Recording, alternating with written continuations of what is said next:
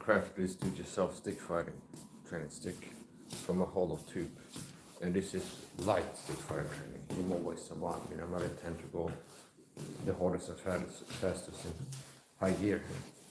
It's a very light stick, like hollow, thin metal tube, which means if I hit too hard, it will bend and break. So I'll go light, which I was going to do anyway. And practice on distance and execute the technique. But I get 300 light strikes, then 30 the hardest, or 3 hard and you break with SAHA in the training software. So it's better to wear gloves for this type of training. When I'm raw dog, I practice stick fighting.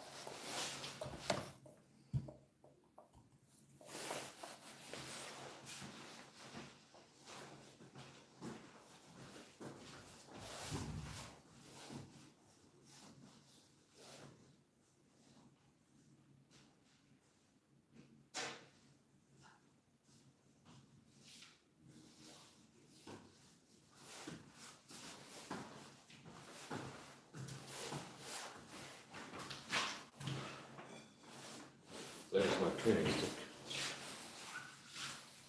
Light as of light. I will reinforce the tip further.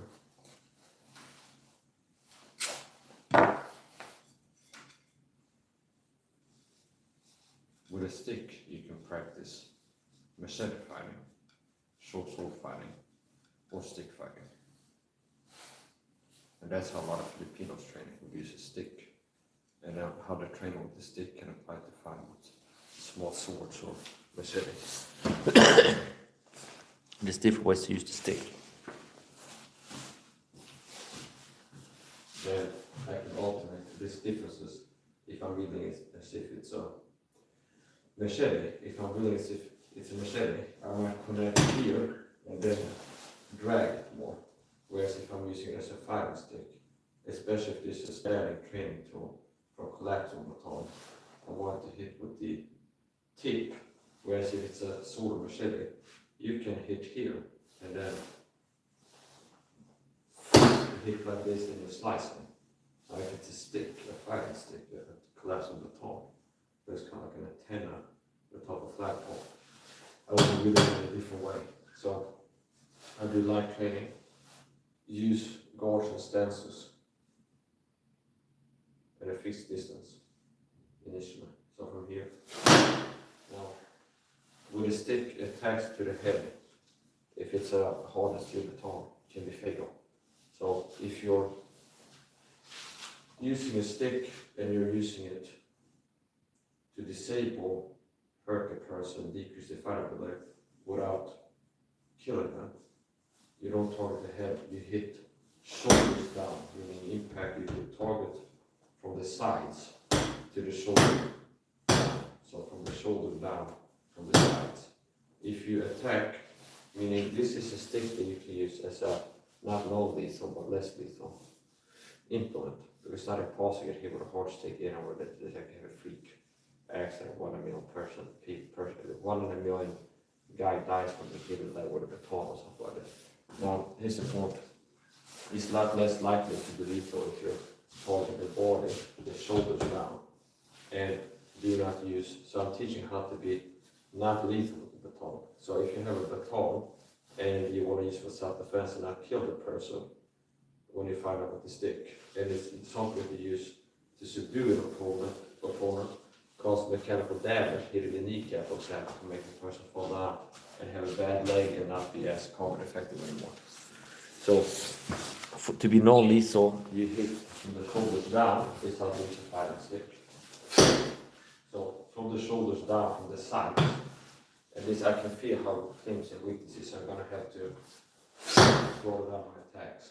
But attacking from this level down and not 12 to 6. Because if you use a 12 to 6, it has a greater potential to be fatal. Because if you hit with a collapsible baton, like the hard and steel batons that you can deploy like this, if you hit the cranium, you can kill the person one blow. Because if you're hitting hard enough to be effective with the stick, you're not hitting light. If you're fighting someone with a stick, it's like you're not dilly down, because if you use your stick to fight somebody, at that point your attack should be intense and hitting hard. Because it's not something you use to like pick on somebody. So if there's a need to use a baton, there's a need to use significant force. So here's the point. Demonstrating to you how a stick can be fatal if you use 12 to 6 attacks and attack above the shoulder.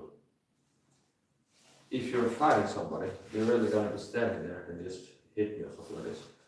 So they might be attacking, that's where I had the target with the baton deployed for someone's attacking. So they might be coming at you sideways or moving around, and people rarely like to move super fixed.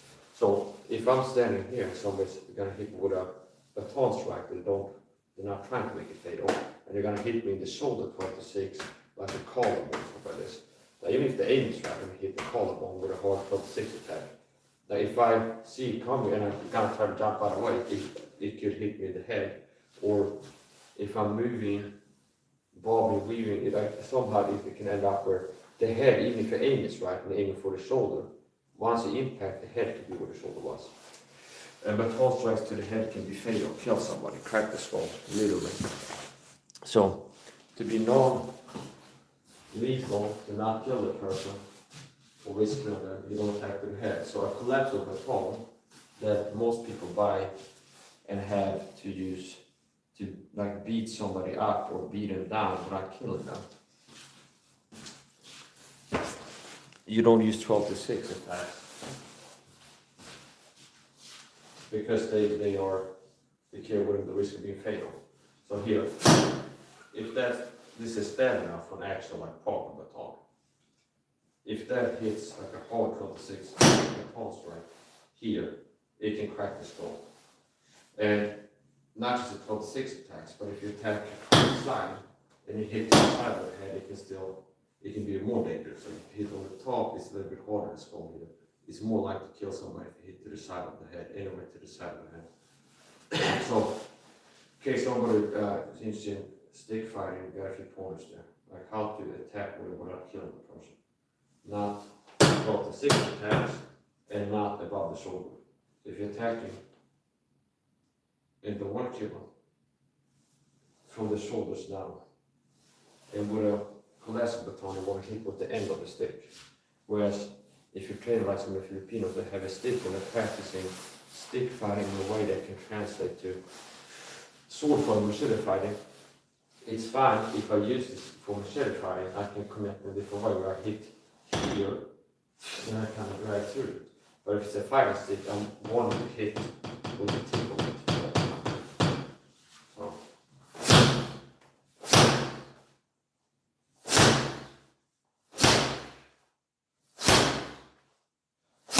And even something this light, that's like thin metal, speed can compensate for weight. This is a very, very light thin metal tube, so light that I'm concerned that it might break or bend. But even with a light object, if you swing it fast and it's hard, it can hit hard.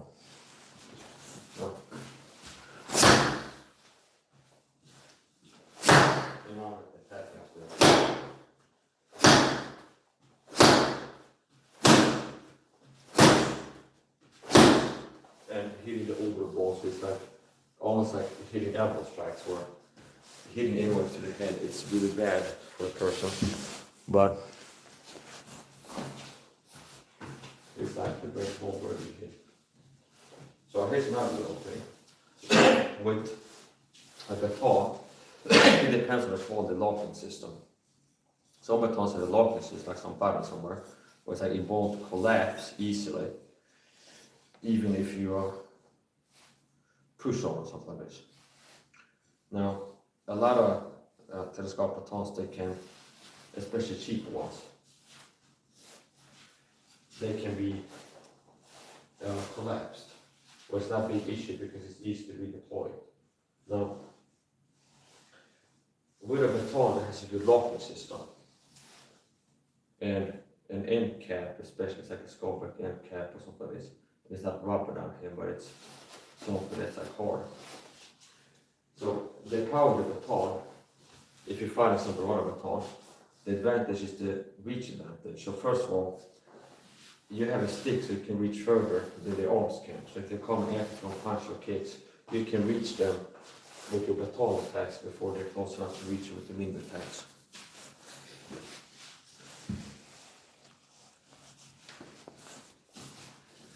So optimal firing range is off distance, like about kicking range or further, where you can start further out, step in and attack in one ways. It's going to be outside of touching distance. And not only are you safe from the limbs reaching you at this point, and you can keep the top from here,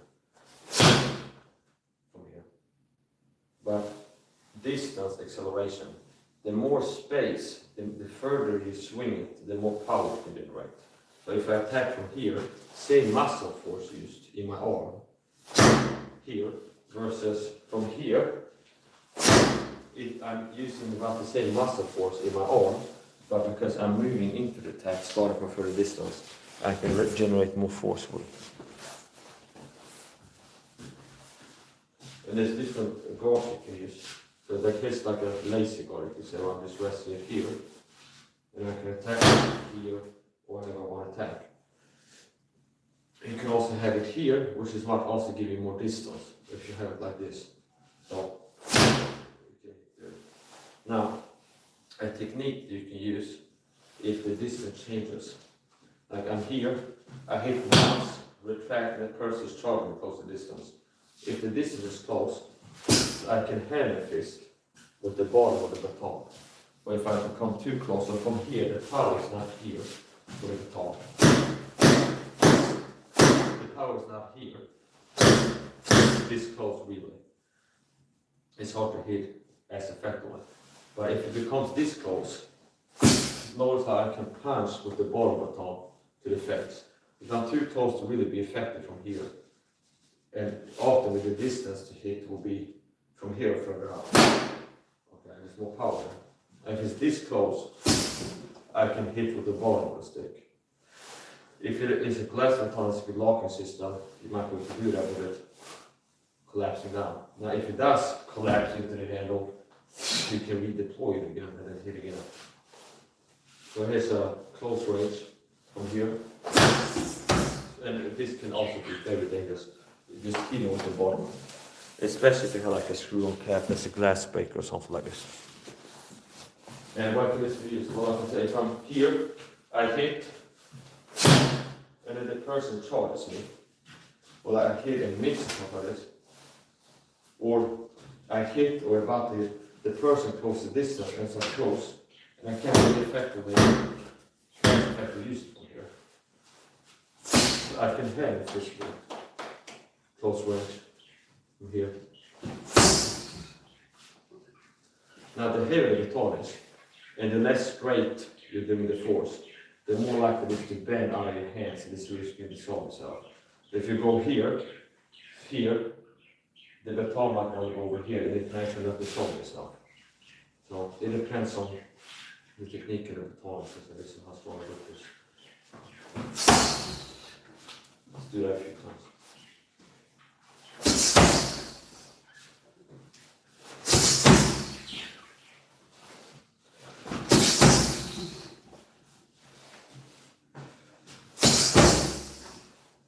That it works from here.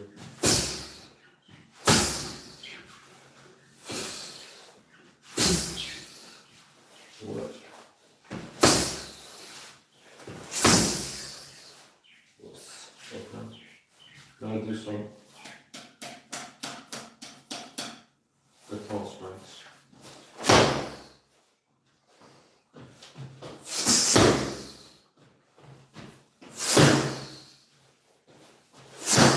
Here's another attack where it's surprise. Right-handed, the expected attack is from right, but you can't attack on this. See, when I'm turning my body, and the expected side attack from, if you attack especially from the right a few times, here, attack it.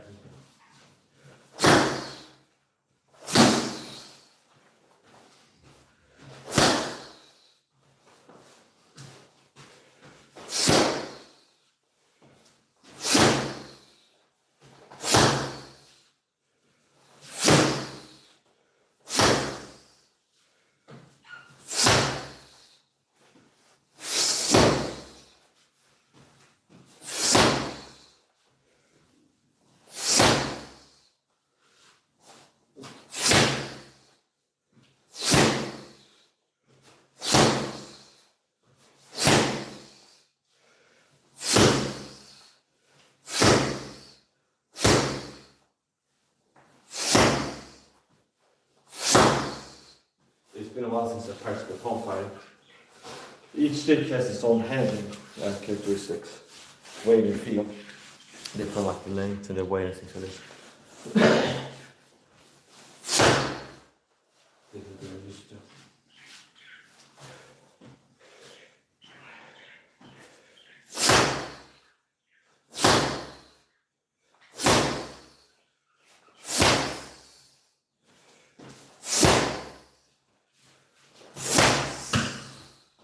And you can do X's too. Yeah. And I'm ready from here to back again. Now this is a bad position. So from here, I don't want to jump back, create more distance, get up here, and attack from here. Now, it's a very light stick, but the swing is fast enough. I'll still generating body.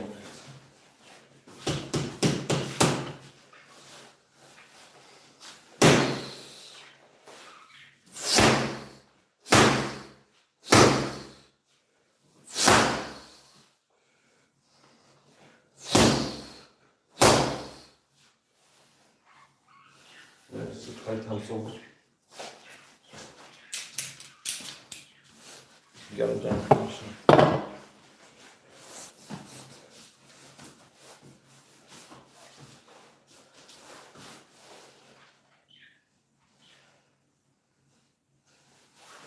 There's not training like this before. Improvised. Do it yourself. How do I do this training? But nothing either. It's a cold steam in the dead back. And I want to train with it when you train it once off as close to the actual thing as possible. So since I didn't have a training version of this, I got rubber hairbands. I didn't attach the rubber handbands to security sheath. I secured the security sheath to this lanyard holder. And I've been using it for training today. And it keeps it there. I don't try anything simple in size from home. I've been using this as a training knife.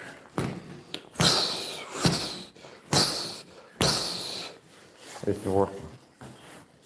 There's a testament to the quality secure cheese.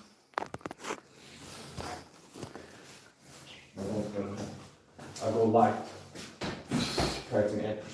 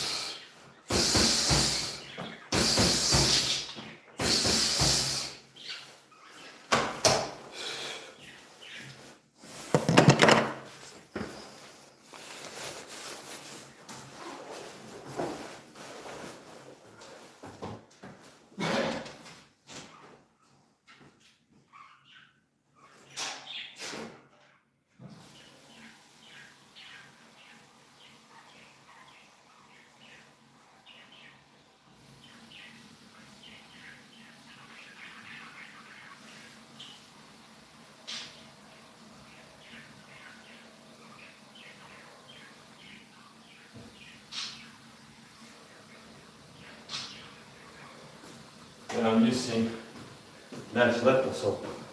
Soap that doesn't take testosterone. To wash my hands.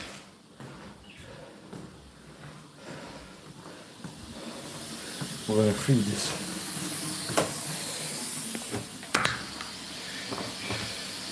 Right from here.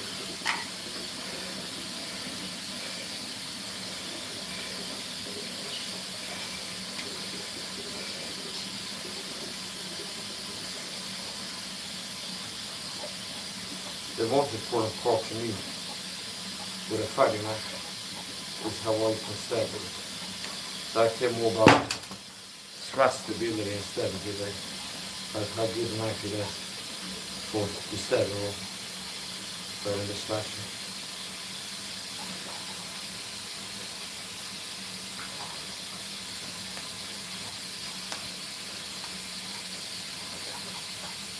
This is more, I think, rusty. The cheap knife that has rust on it. The answer from this is stainless, that's why. Every some people could get rust, that's just my small spot. Stainless doesn't necessarily mean stain free. But normal use. This is my favorite knife right now. It's something I used to last alone. It's my favorite knife for the knife I have now. And that's like 3 good ones. I have the Cold Steel Recon Pencil. And this is the Cold Steel Mini Leatherneck Bowl. No, Mini Leatherneck double inch. And I just like to call it the Cold Steel Mini Dagger. This is the Cold Steel Band Dagger with a mini kind of. It's a Cold Steel Band Mini Dagger, miniature dagger. And one called the Cold Steel Mini Leatherneck double inch. That's longer than I call the Mini Dagger. I like this. It's a good knife. It's light enough to be carried by anybody in most places.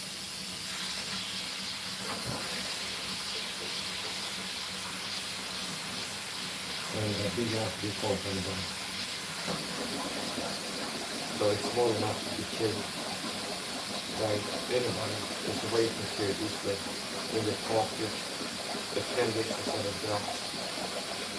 With the seat plate where you leave yourself attached and let the head motion. You can attach it to a belt. You can have it just as a left foot now to make sure when it's not going to too much of it to clear off the thing.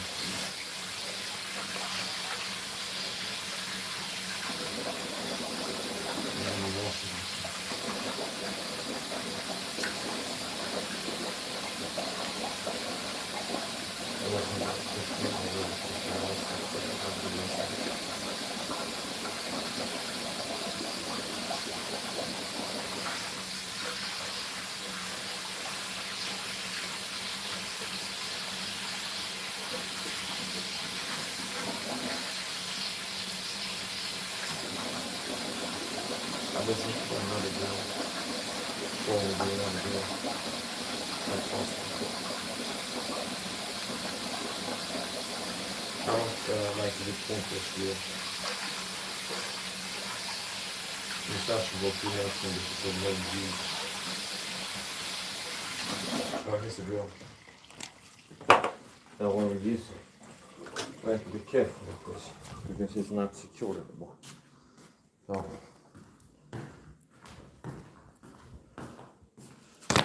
Just special.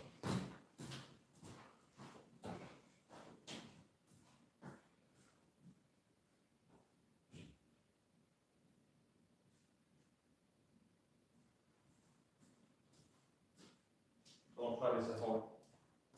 So, what I intend to do here is a drill where I will seek my target and deliver attacks while being blinded, which could be as a result of pepper spray, for example. So navigating the room without my vision, making contact with my target, and begin to feeding him with thrusts. So here I can't see anything. So to see what the camera's seeing, I have to do that.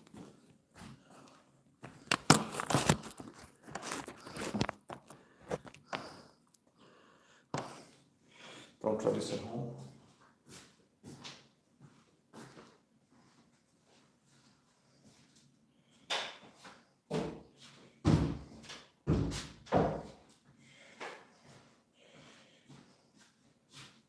Go slow.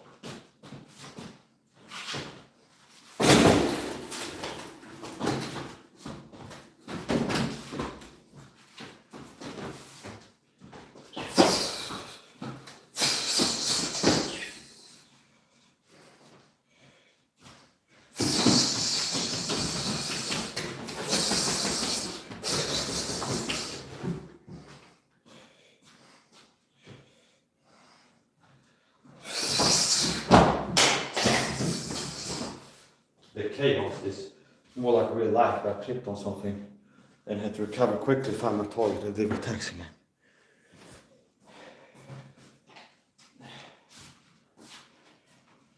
Not too bad.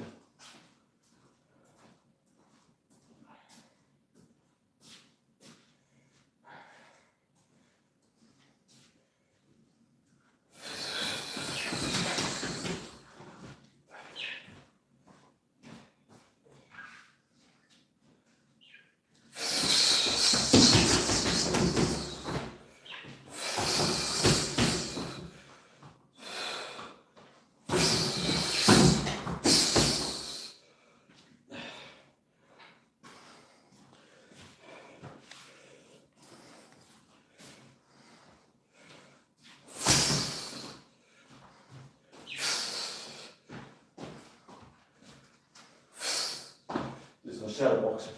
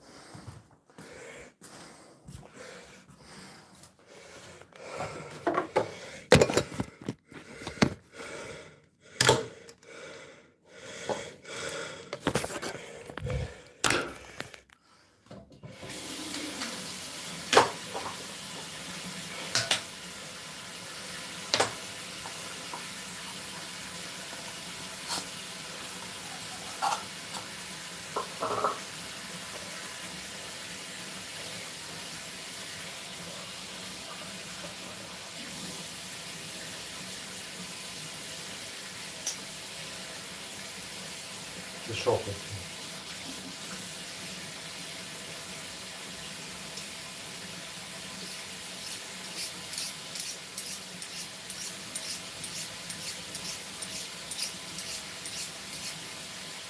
I'm more concerned about the frosty edge where the shop sounds.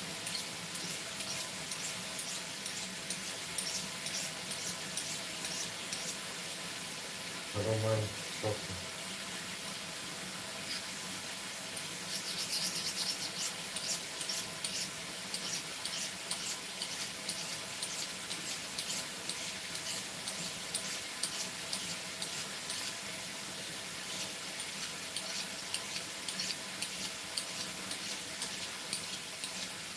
Okay, that's good.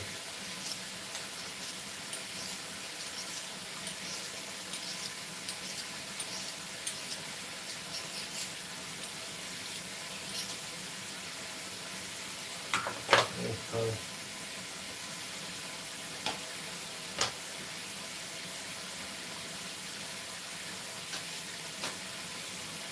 Så har jag hållit den till förlåt. Så vad jag gör, vad jag gör.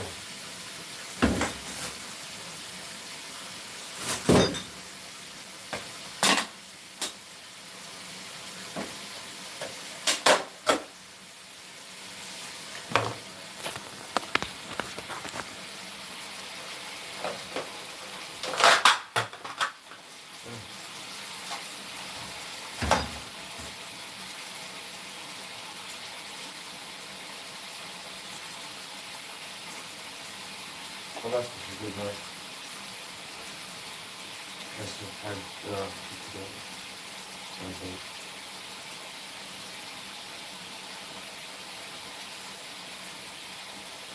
There's different ways to get this. You can do it like this. Nice and long. Flat surface so that you can put it down. I like this one. Or you like this one, just telling this one.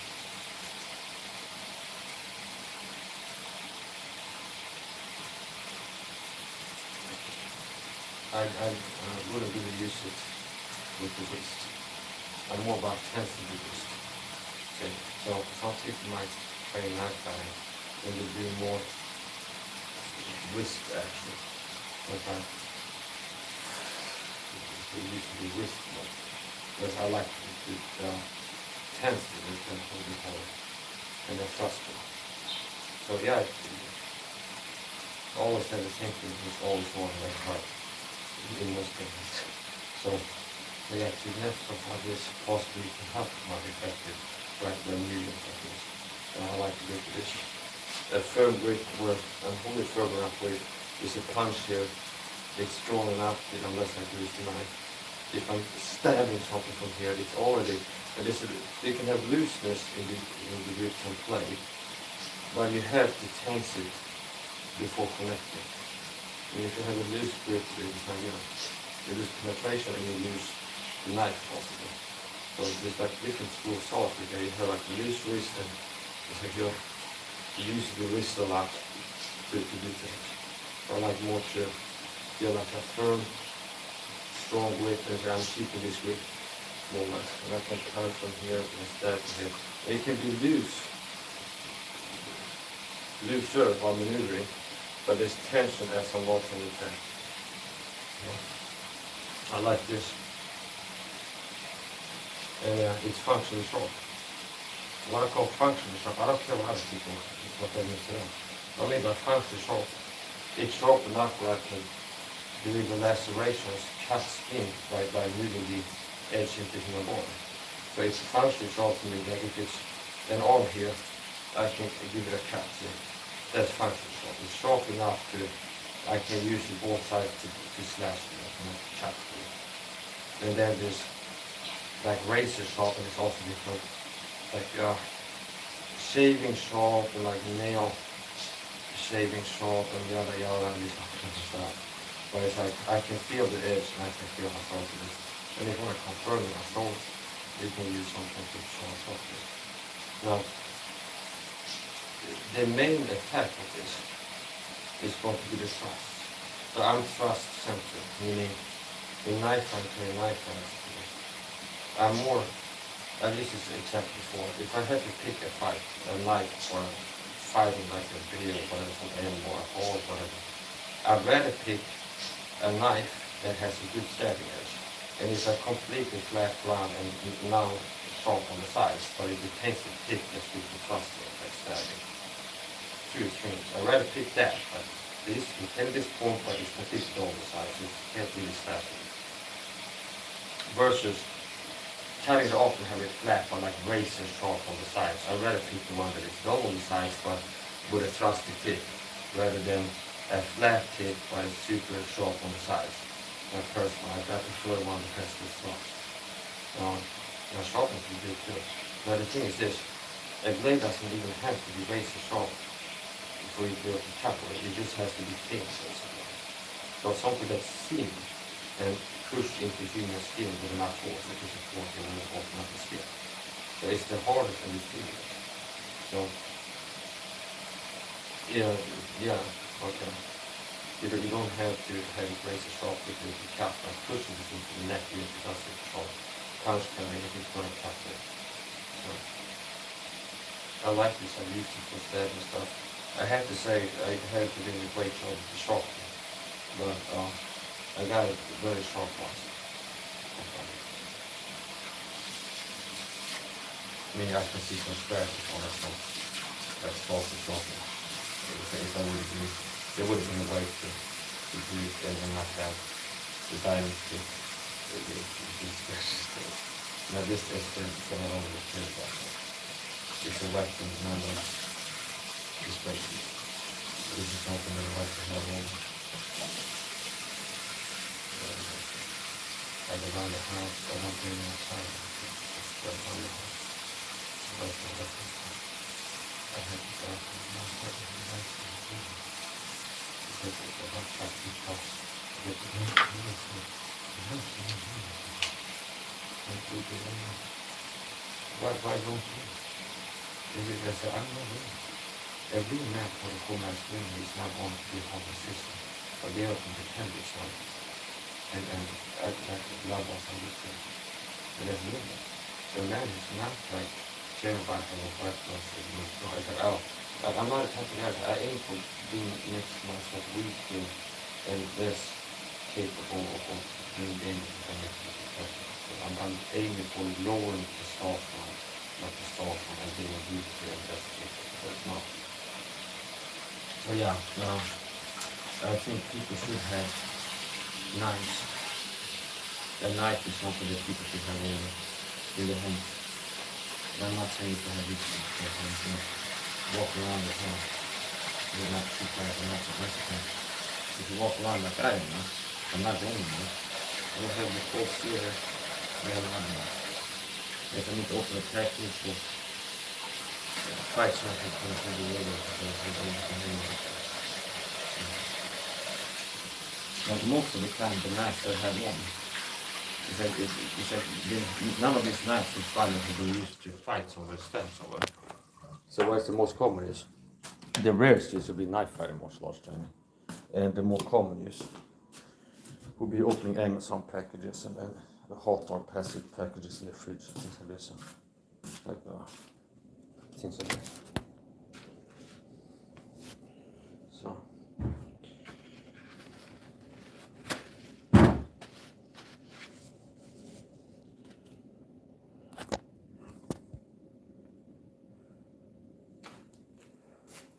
I'm gonna finish up.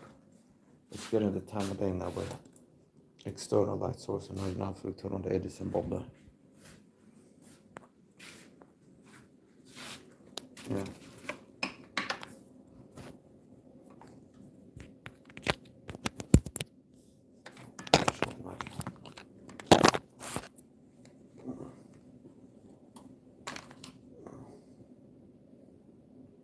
So I did a one-hand deployment there. So if you have a knife, it's good to deploy it also with one-handed. So it's in my sweatpants pocket here. It's one hand. And we'll look at the technique again. A lot of times I do it and then I analyze like, how am I doing it? I'm doing it that way. And I had to think about it, like this the process. It was like getting the handle, and then it becomes getting my thumb. Not deployment or blades, it varies from blade to blade, like the deployment technique, and also from where you're carrying the things like this. So in the pocket carry and pulling the whole package out here. Now it can happen where you pull against a pant pocket and you pull it that way, but you might cut the inside of the pocket. Okay, now if it's emergent deployment, they might not make an ice point. So it becomes acquiring a grip on the handle, pulling it out, and see it's all thumb action, but it's push pull. It's pulling with these fingers and push with the thumb. That's with this knife deployment method that works from in sweat and pocket carry. It's getting your hand in the pocket, acquiring a grip, freeing the weapon, and notice how this keeps you from snagging. There is a technique where you have denim pants and a strong like the edge of the pant where you pull against it purposely to one hand and deploy it to have the sheet remain in the pocket. And that works with some knives and some pants. Where it's like I'm doing this and I'm pushing it against the pocket, having it catch, and then pulling on it, and notice I got it out there. Okay. So that's a way to do it. Now, here's another way to do it. Have it in the pocket. Get the handle. Get my thumb here, and I'm doing this in the pocket. Okay, so I'm showing. But I just getting the handle there, getting the thumb on the side, and it's out. Yeah. Don't try anything you do in this action at home. I'm an amateur stuntman, professional artist. Okay. So that's this way. So here you go. Here. And notice however I end up with this, the opponent is having the weapon out of the pocket. And step 2. So step 1 would be getting my hand on the handle. Step 2, pulling out of the pocket. Step 3, and step 2 and 3 can be simultaneously performed. I'll break it down. 3, okay. Okay. Now from here, the fourth step is the attack. So, and this is left hand, okay. My very dominant arm, the right arm, it's here, okay. We got the rust thing there. So here it goes out. boom, boom, boom. Here, comes out. And now see, boom, boom, boom, boom. I don't care what happens to it. The point is threaded from me. The point is to free the sheet, so I can start attacking. Now, here's another tool, some knives that I experimented with. And it works with the full steel recontent that I have. Where I have it like a baton board, and then if it's like this, okay, and now it's not like it's not pulled deployed yet, but it can be bang, and I'm launching the sheet, which is like an object flying at the head. It could be a distraction. You're not trying to knock them out or something like this, but it could be a distraction. Or it's like surprise, something flies at the head, and that might get them to react in a way we by sometimes close the distance. They like surprise, the focus up here, some things like this. So sometimes something thrown at the face can it can make a difference. It's not just to look cool. I mean, it's something that can work. Where you throw the sheet and you deploy it by throwing the sheet. Certain situation, if you have a knife here, throwing it and the sheet flies at you, it's a way to free the blade because I want to have it freed. But it's also something thrown at you that can act as a distraction. So I like this knife. It's like I haven't really torture tested it and put it through its paces like they would the recontent though. Where I like stabbing the light into wood, and I had a metal chair. I was stabbing through the metal chair and all kinds of things. And this one, my precious, I now wanted to risk making it less good of a weapon because with the force I'm generating and the things I'm doing, is sooner or later if I keep doing crazy stuff, something's gonna get broken. Okay, so here's the point. I'm messing with knife instead of that could be my wrist or the grip and something like this. That's the point. Here's a grip that I like. Here's the cross guard, the finger guard. Yeah. And I like to have it a lot of times like this, where this line on my knuckles, the bendy part, is like the aim, understand? It's like this row of knuckles, that's what I'm cutting with, see? I had like this. So this is a cool witnessing, lining up with this line, see? Obviously you can have it here too, but I line it up with the pinky here, and then the fingers here in a straight line. And it's like cool witnessing, so if I'm moving this row, it's like the blade is turned behind it. The blade climb is not the most important thing, it depends on what you're doing. The most important thing is having a strong grip. You don't lose the knife with the first attack. You don't lose any penetration. So here I like to grip it like this. It's a little bit suboptimal light, I can tell. So switch it to the back cam and flash on here. You can enjoy the camera. So here, like this, more or less. And then the thumb here, this is perfect for, I like to grip knives, but using the thumb as a backstop for stabbing attacks, or in the inverse with the pinky at the bottom. I want to have this or this or this, no matter what, I had the pinky at the bottom as a backstop. And then here, this here. So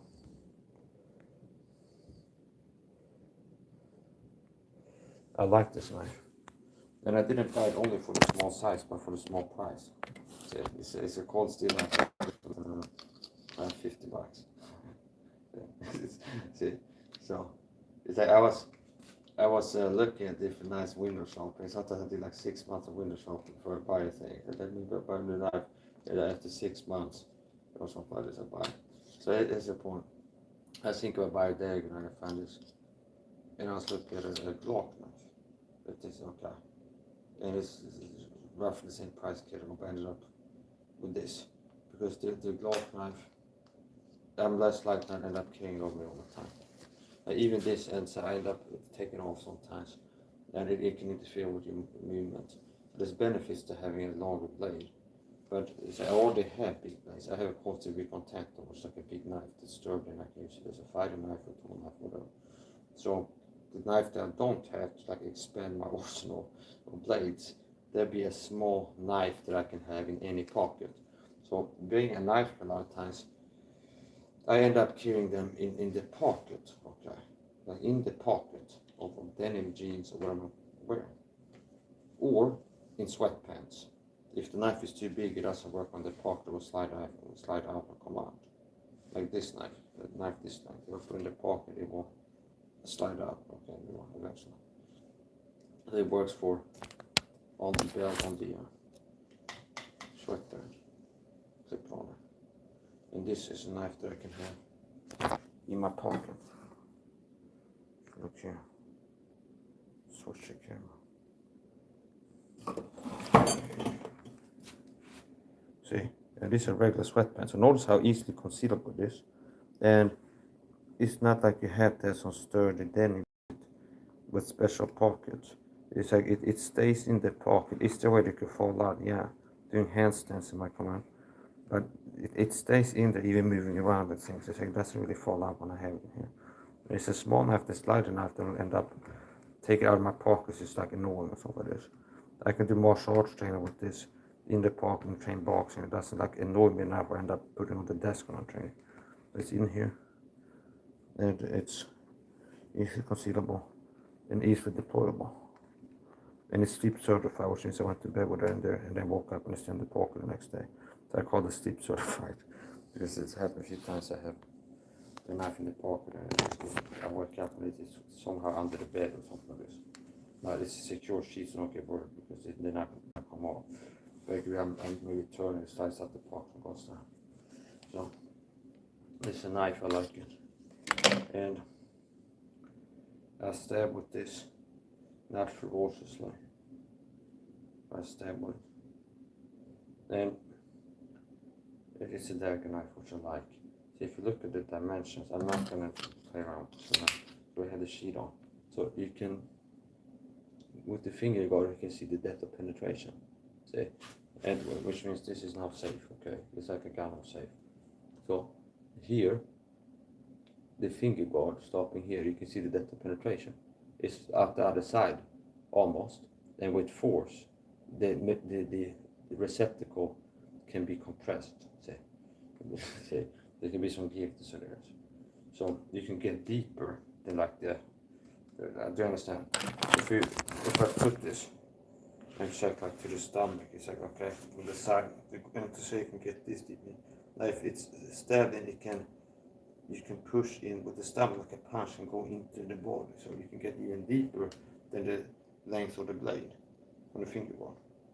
I mean like extra centimeters. Okay, so this is long enough to reach good parts for me and bad parts for the object. So here's the point. It's long enough where it can reach major arteries, vital organs. The liver with a hook stab to liver, like a boxer's liver punch only holding a knife. It can get deep in the neck with stabs. Certain angles you can get to the spine, even in the front, certain angles. You can get deep with it. And it's not just the shape of the blade, but it's the firmness of the grip that matters. And if you can stab something without losing the knife and if you deliver that energy.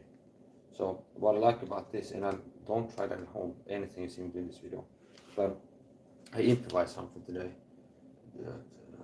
Okay, so some cold steel knives, they have a training version. So if I search cold steel recontent on Amazon, they have a cold steel recontent rubber training knife.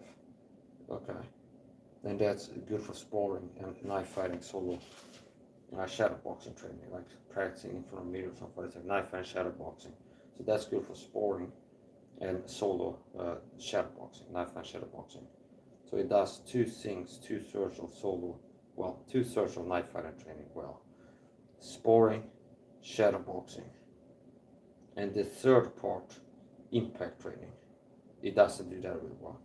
Because what makes it good, suitable for sparring, is not breaking ribs easily. I mean, a spar knife is, if you want to be able to practice with a sparring partner and hit fast to the torso, things like this, you don't want it to be rigid, because even like a hit to the rib cage, if it's hard plastic, you can break a rib. You get in between the rib, you can get in the liver. You want to be able to practice hitting different target zones and range and distancing and blocking stuff and stuff. it's soft enough to make it less likely you hurt the person you spawn with inadvertently. And you can practice faster and with more force with less risk of injury if you use a solid training knife. It's made from metal or hardwood or something like this, or hard plastic. So it does sparring and knife and shadow box of the rubber training knives. The last part, impact training, not as much. Why? Because if I'm practicing combos with a rubber knife and I stab once and it bends it and becomes like a hook like this. So it's like the first point of impact, I'm practicing with a certain knife, a training version, the one that we got. And I'm practicing like hand-eye coordination, like hit the liver, retract and hit the neck. If the first stab hits and it's like rubber, it bends, it might still be bent here and this point of impact changes. Okay, so it's suboptimal for like rapid, intense drilling combos on a diamond stuff like this. But still, that martial arts dummy was a solid hard training knife. I might still have broken it. Okay, and what is a training knife with it? So anyways, the point. I improvised making a training knife, so you want something as close to original. So if you have a training knife, you want something as close to the actual knife that you have as possible. Why?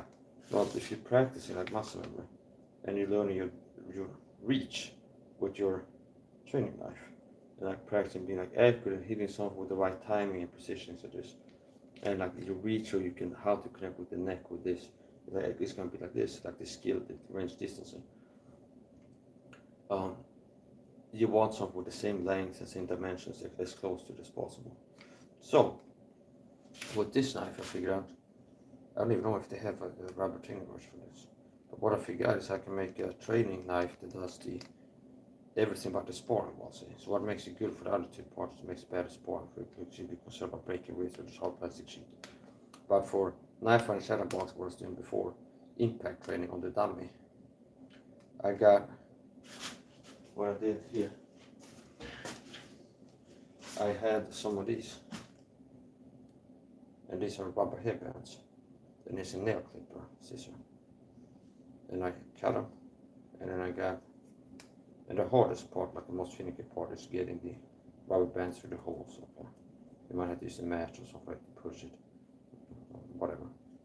But you get it here, after cutting it, and then through that hole, that tight, you can use several ones, and there's different knots you can use. So you can have just one of them and it becomes like a triangle, you use several ones. So I got it, I used it before training. Repeated impacts and hitting in different ways and didn't come loose, which could be very bad news. Okay, it's like mid-training, for example, if you hurt the dummy, so you don't have no one hurt the dummy there. So, I can show you how to do that, by the way. I'm not saying don't try, I'm not saying don't try at home. So it's like get a training knife. It's like if the sheet comes loose, you can get hurt. But it is understand what I did today. Now remember, I'm an amateur stuntman and a professional artist. Okay. And I have medical supplies. That's such a cheap disclaimer. So it's like, where these things, don't try this at home. Because we have like special something at the local ER or something. I don't know what it is, but it had a disclaimer. Okay, I don't remember what it was, but it was something. So, apparently they can be good at disclaimers on the risky stuff. So I let people know I'm an amateur stuntman and a professional artist. So don't try it at home unless you both these things. I would say don't try it at home unless you're a professional stuntman. And this medical professionals on site ready to render first aid if needed. Okay. Cool. Okay. So okay, yeah. So anyway, here's the point. We're gonna get this through here. See, it comes out there. And that happens sometimes. So I'm using the same. So all I need is rubber bands in this, and this is good. So as a general rule of thumb, if you're using puncture weapons or anything, is that you're working away from yourself to decrease the risk of injury. So I don't work and like thread it like this, they're dumb. So I don't, like, I'm gonna get this here, use this to like ramrod it through the hole. It's dumb to work from this way. Even if I can see better somehow. You work against yourself. So if you're cutting a stick, you don't cut the stick like this. If this is a stick and this is a knife, you don't cut it like this, obviously. You cut away from yourself. And in general, cutting away from yourself. Decrease the risk of injury. Okay. So.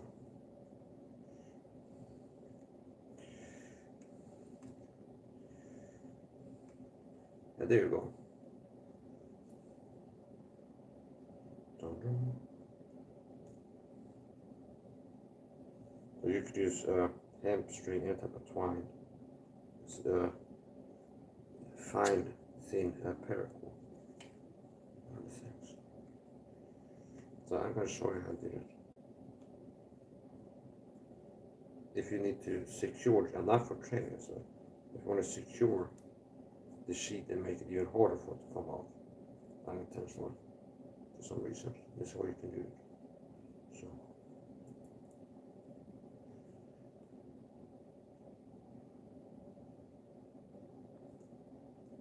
There's a disassembly method to figure it out. We go across here. We go here.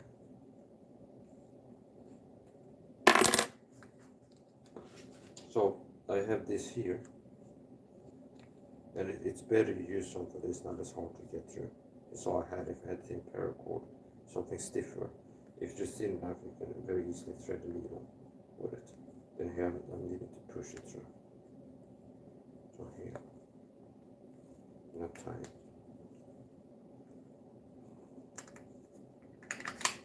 And it makes a big difference in how hard it's employed. Now, what I did today is I had redundancy where I had it really tightly wrapped to make sure it didn't come off. So,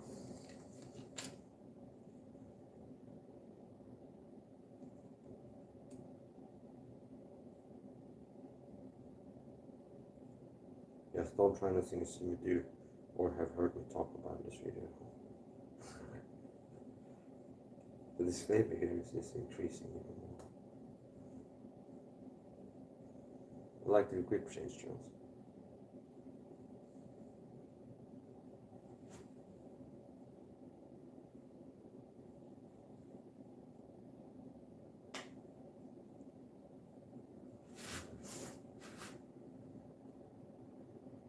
Switching one proper grip to another.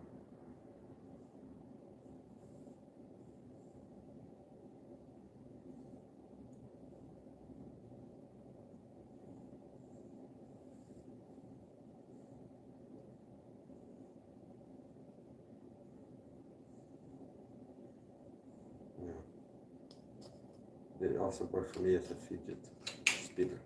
Okay. Making all kinds of fidgets with this. So here's another. There's another one. Now you can't this one. I was aiming for it to be more impressive.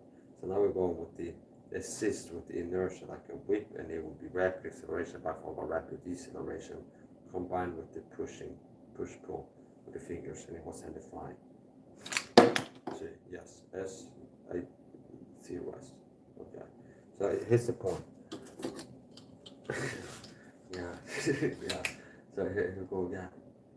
Now we're gonna do it upward like this. And it comes off just with the thumb there. So you don't have to get one hand on the sheet and then the other to pull it. You should be able to do one handed deployment, and this knife you can do without like training it. So just try it out a few times to figure out how it works. So how I like to pull this is thumb here, and then just push. Very simple. So I have in the right pocket, get my hand on the handle, feel for the sheet, and just push it, it comes off. As I talked about before, there's another way to deploy this type of knife, but it's more like to ruin your jeans or pants with this. It's more like emergency. So from here, instead of inserting my hand into the pocket and then getting my thumb there, which helps to deploy without it snagging. Okay? It's more slippery and it's more streamlined. So less like the snag. If I put it in my pocket, put my thumb in the right spot, pre-deployment, and even if I pull against it, it's just like it can come out. So if I want it to snag, deploy one hand from the pocket, I can do that. Let me see. Well, this don't try it on, but I'm drawing it in like a circular motion, kind of like this. Okay, so it catches the inside of the pen, pulls the sheet over one hand. Okay.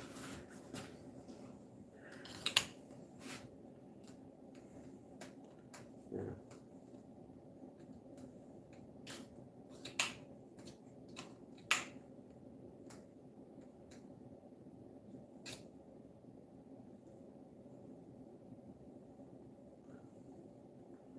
Yeah, this is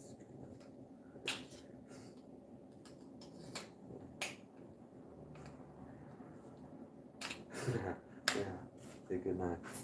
So, and like I said, it's good night. Like I said, it's good night. Okay, so I can have all kinds of pockets. What I like about this, well, it's a dangerous weapon. So it's not that it has to be a huge knife for it to be dangerous. No, okay. It doesn't have to be a huge knife to be dangerous. There's advantages in longer knives in terms of reach is one, and like the force of hacking attacks, where you attack like with a machete or something like this, with more like weight at the end for hacking attacks and reach, as it is, and also penetration depth in the body. Okay, so this penetrates deep enough to where repeated steps are gonna hit something that's bad to hit for the receiver. Okay, and good for you. Okay, so here's the point. So here's the point. It's big enough, like I said, like step is big enough to get deep enough. It's big enough to get deep all kinds of places. So deep enough to get to some major blood vessel, some organs, lungs, liver, heart. Get into the neck there. So it's long enough to. It's not too short.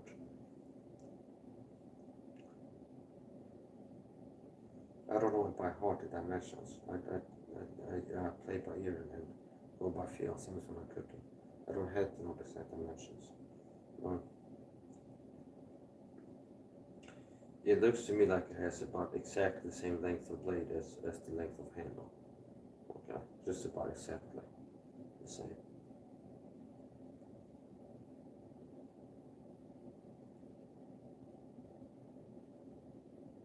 I'm gonna check what the point balance is.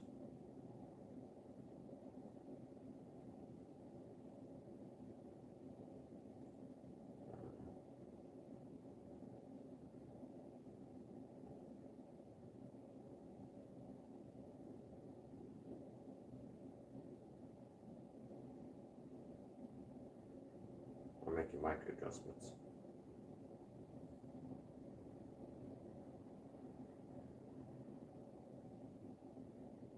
There. Right about there. Right about here. Okay. Right about here. This is kind of center line.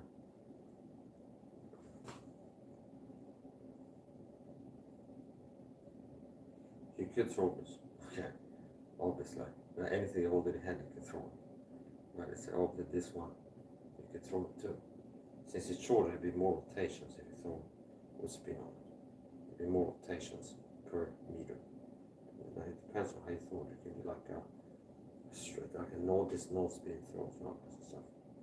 But if you throw it with the rotation, where it's like a throw or something like this, and it rotates many times, it'd be more rotations with a short knife per feet or meters. So here's the point, revolutions. So here's the point. Okay. Yeah, with the whistle. So it's the point. Yeah. So it's yeah. So hit this here. It's got a hole there. You can make it land on. Now, that can also aid the deployment. See, you can even have one of these keychain rings. They are bendy. You can open the kit keys in them and have it as a finger mover, which sounds dirty somehow, but it's like it's a so it's okay. There's the point. If you get it through here and tie it, you can have a little loop that you can also deploy it by getting a finger in the loop. Now you have your finger, the knife hanging, that's at the quiet part grip after that. So anyway, I like this knife. It's big enough to be pulled. It's small enough to be easily carried. Even the sweatpant pocket. I could carry it all kinds of ways. I don't like to carry it hanging from my neck. I don't like neck knives. Carry on the neck. Okay. So maybe that's what they call the leather neck. Because if you wear it all day, you have like calluses on your neck or something like this. And you get like a leather neck for walking around with it. Maybe that's where it comes from. Like the neck knives, they call leather neck, this or that. Because it gives you like the calluses or something like this. You walk around all day. Maybe that's where it comes from. Leather neck. There's no leather. Okay. But it's a neck knife. So it has to be you that is the leather. See? Because there's no leather on this. So it has to be something about you that becomes is the leather. Okay. So yeah. Anyways, it has 1, 2, 3, 4, 5, 6, 7, 8, 9 holes in total. 8 on the sheet and 1 on the handle. Now I could get a metal thing around here. I had the finger there, use it to the palm, but still, if I have it on the finger, I have to do this. So yeah, it's a good knife. I can kill all kinds of ways. I can have it here if I want to. Not if you have that, you have to tighten the pants to have it be firm. But even this works. Do it. Sometimes you can have the tighten the pants first, and then insert it. I'll do it like this.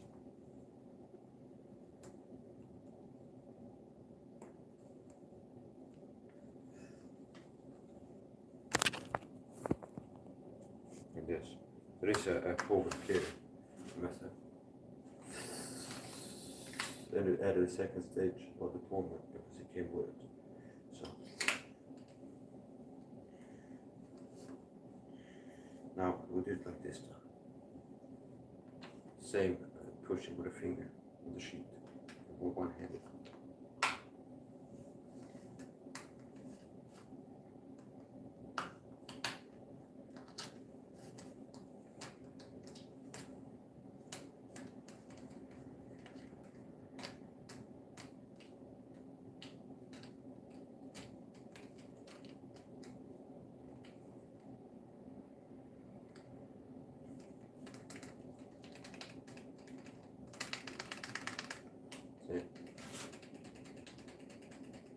So you want it to be like this, meaning you don't want it to come off unintentionally. It should require intentional effort to the sheet. You don't want it to be like rattling apart and knife comes down. Now if you're breaking in where any knife you get fresh, it's gonna be tighter. And as you deploy and redeploy it, there's gonna be some sandpaper effect of the plastic, and it'll be easy to deploy it. If you deploy, anything can be ground down like Chinese water torch or something like this. Like rock in the ocean, it's the currents going around it. Eventually it'll be smoothed by or something like this. So.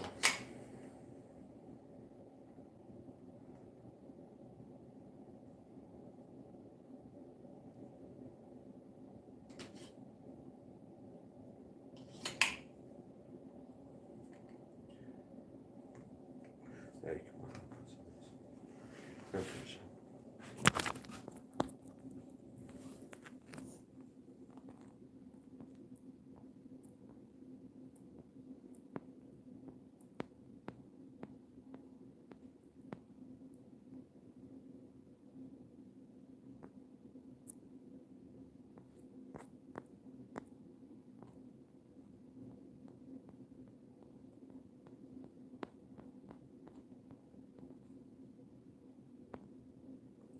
No, just open up the chat, it's going to close unless you've got some hater come.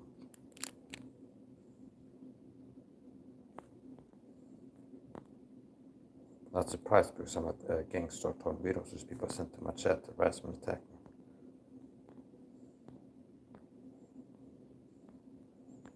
What a dumb idiot asking for a link. You're getting no link, you're getting documented as a gang stalker. No link, you're getting your comments documented as cyber stalking. And not getting a link and you're getting blocked. That's what you get. Okay.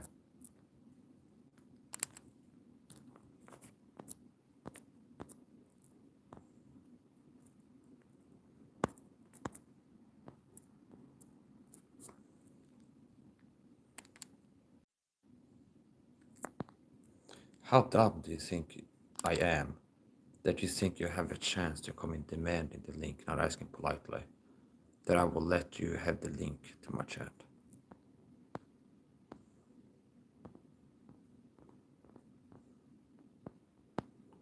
And also how dumb you have to be if you believe that you can drop a link. This is a fucking phone stream, idiot. It's not a StreamYard stream.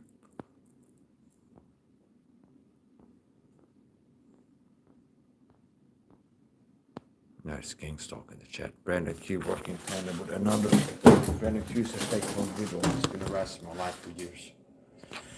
A fake TI crazy talker. Part of what he's been doing is copying my store. And he's a fake TI. And he's working with this other account. It's a impersonation account. You do realize you can't understand a word you're saying. Post the link. No. Link, no. Who are you preparing to murder? Nobody. This got to be the creepiest video you ever made. I don't give a shit what you think. You get blocked. Dummies don't bring a knife to a gunfight. You're not allowed to leave your home with a gun in Sweden.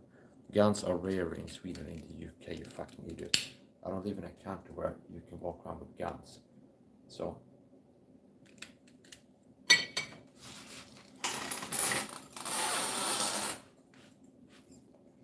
In Sweden, you can't have a gun at home, and you can't leave your home with a gun. You can't even legally leave your home with a knife on it.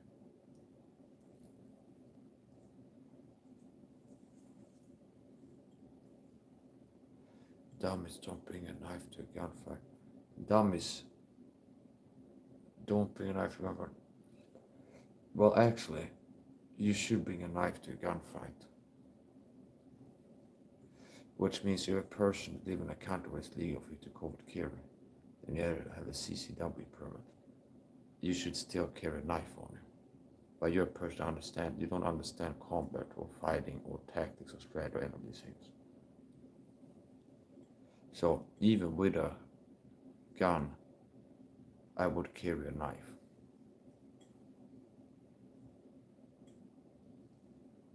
Why? Because if you get charged mid-reload, and suddenly the enemy is close to you, and you have a knife in your hand.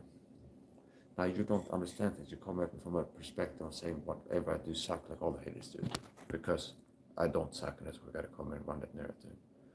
I actually saw a video from Ukraine, what it was. CQB firefight that became a knife fight. See, there was a man in a home, and I don't know if it was the Russian that was in the abandoned home, and the Ukrainian advancing on his position. And the Ukrainian, and I did a video on this actually in Compton, because it's rare to have like a gunfight on camera with drone footage.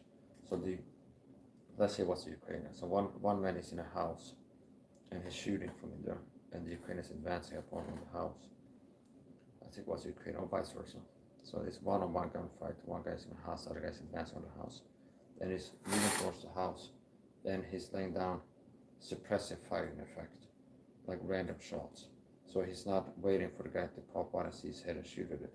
He's like shooting into the window, rapid, like semi-fire as he's advancing, which can help to cover his advance because it can suppress the enemy and keep from popping out and seeing him. So he's advancing and firing while advancing, which makes sense to suppress the enemy. Because there's a window and he can pop out a window and get a drop on him. So he's working close distance. And then suddenly the guy in the house comes from the corner and has a knife, and it becomes a knife fight. See? And possibly the guy with the rifle either got like kind of like tackled by the guy with the knife, and he can't like get his rifle into action, being stabbed, and it becomes a knife fighting ground pound. Or he was caught mid-reload. Like he's like click, click, click, click possibly, and then the guy charges, and he doesn't have a weapon in action. If he would have had a knife on his plate carrier, at that moment when another guy's at him, stab with a knife, and he can reach that knife in the plate carrier, at least he's got a knife in a knife right now, because he went from having a gun in a gunfight to having no gun and no knife in a knife fight. See? So a knife is something, even if somebody carries a weapon for self-defense, like in America, where they legally can have covert carry. You should still have knife on it. Because if you get in a car accident, you can use the knife to cut yourself free. The belt, for example, gets caught, you can cut yourself free. You can use the knife to smash the window. Do you see? You can use the knife to cut the seat belt and smash the window to get out of the car, to escape the car. You can use it to cut off strips of clothing to make a bandage or something else. You could use it to do all kinds of things with it. So, if you get caught mid-reload and you don't have if you have a knife and a gun at the same time, if you run out of ammo, it suddenly becomes close range and you're clicking. And if you have a knife in your hand or close by, you can deploy the knife and use that. Because if you were in touching distance with your opponent, a knife is about as dangerous as a gun is. And actually it can be more dangerous in some ways. Because a gun is only dangerous in a straight line, say. So it's only dangerous in a straight line. And if it moves here, it's not dangerous anymore. And I have to realign the barrel with your body for it to be dangerous again, say. So it's like, if you have like a lace inside the barrel, it's a straight line where it's dangerous. So you have to line the barrel like the muzzle with what I want to be dangerous to. Whereas a knife from here is dangerous in a line all the way from here to down here. And a thrust, it can be dangerous in a hook all along this line and along this line. Also, a knife doesn't run out of bullets either. So it's like you people are disgusting, okay? You really do disgust me. Like disgusting beta, gang stalking, cyber stalking haters. They're just repulsive, freak, disgusting, weirdo, coward cyber stalkers on the internet talking crap. Like a coward keyboard warrior. You do realize we cannot understand a word you're saying. You're gaslighting. Post a link. No, bitch. Link. No, bitch. You're not getting a fucking link. You're getting blocked from this channel.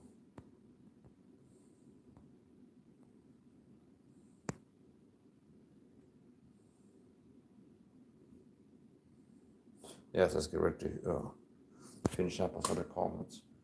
Yeah, no. You burn your cyberstalker burner accounts.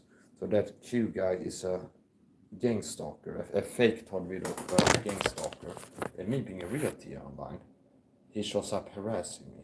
Very interesting. Then if I show up on Poon's panel, this guy shows up running a smear campaign on me on the chat. So this Q guy is a freak, weirdo, fake TI gang stalker. And then Ad is the same person with 2 accounts, or somebody else working 10 of them. I don't tolerate disrespect. You get fucking blocked, you understand? I don't tolerate disrespect. You don't get in here and act abusively in the chat, which is easy to do. And it's one of these hated channels that's like dedicated to. This is what gang stalking looks like on YouTube in the chat. Where it's like a person makes an account with a picture of me and calls it cringe something. And then goes and attacks me. So notice the dedication, like obsession to make a whole YouTube channel. That looks like gang stalking to me. It's really pathetic, disgusting.